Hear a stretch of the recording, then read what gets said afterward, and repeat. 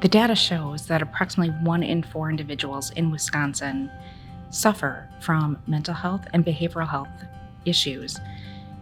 So it's evident that the HW Endowment should invest resources to support our communities in the hurdle of overcoming these issues.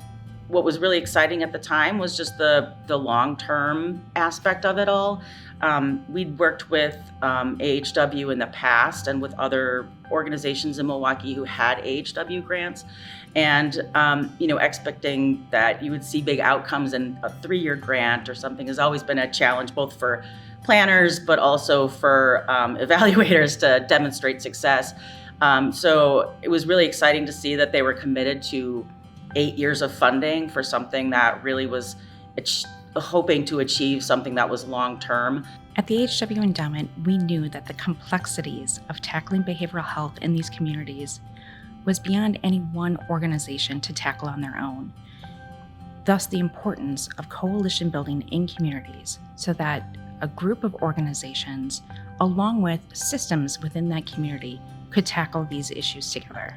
Because Milwaukee is so large, we opted to focus on our youngest children, especially since there's so much that you can do in early intervention, early identification, early intervention, and supportive services for kids. The Milwaukee Coalition for Children's Mental Health is focused on the city of Milwaukee and younger children, so children ages 0 to 8, but it's also really intended to serve their family members and other supports in the community, the workforce, the mental health workforce, other trusted connectors, so community health workers, family navigators, and others that all sort of interact with children and their families that have an opportunity to support positive behavioral health outcomes.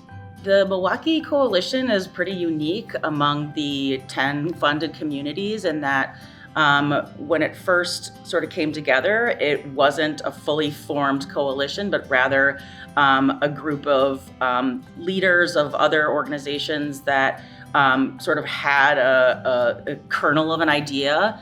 And so that first year of planning really focused on bringing those folks to the table, but also bringing in community members and parents and other people with lived experience to provide that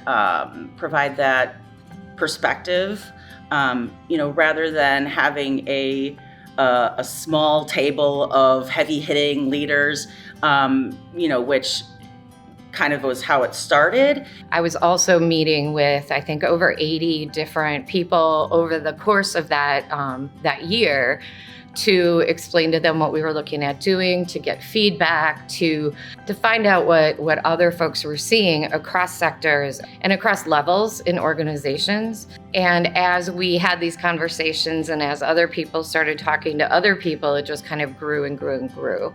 And so by the time we were in our final part of phase 1, I think we were up to about 20 or 25 organizations maybe. And at this point, I think we're at least 50 or 60. And so the question is, what does it take to actually move at some level of scale enough change that you really can see that you're making a big difference in the community overall? And that takes a coalition approach. It takes more than one organization. It takes a variety of folks working together. And sometimes that's across sectors, across organizations, across all sorts of areas. We wanted to focus on where were kids not getting identified early? Where were children showing up at school with undiagnosed developmental delays and or behavioral health concerns?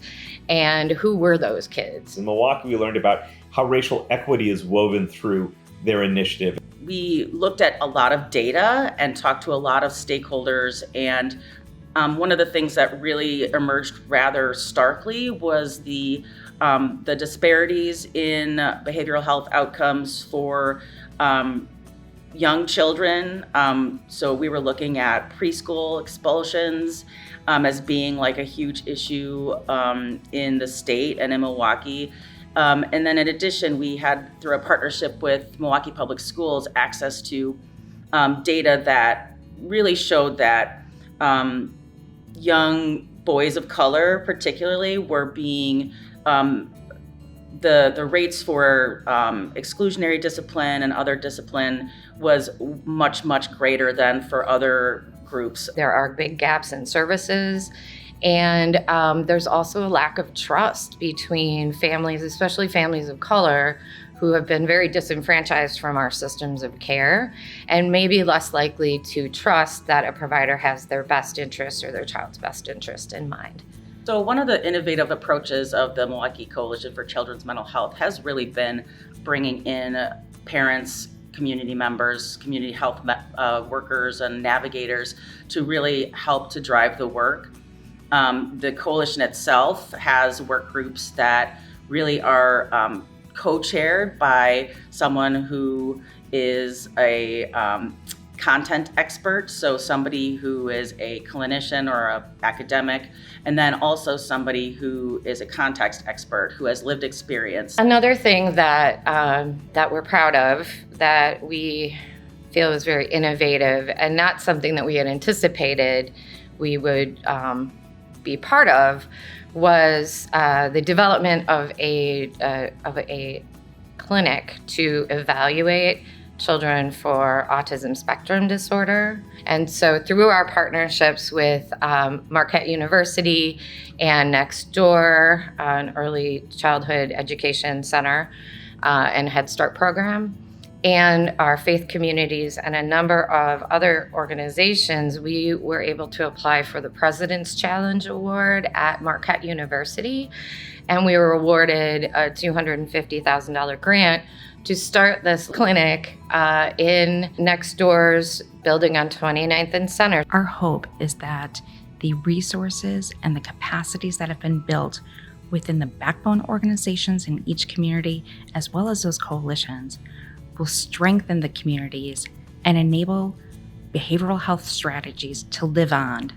I have wanted to see for a very long time, as have a number of my colleagues, to see us all come to the table together and put it out on the table and say, hey, how can we work together? How can we create things together rather than doing it in all of our different spaces across the community, across the state? And I think that's something that will last a long time and hopefully lay that groundwork for more of the same.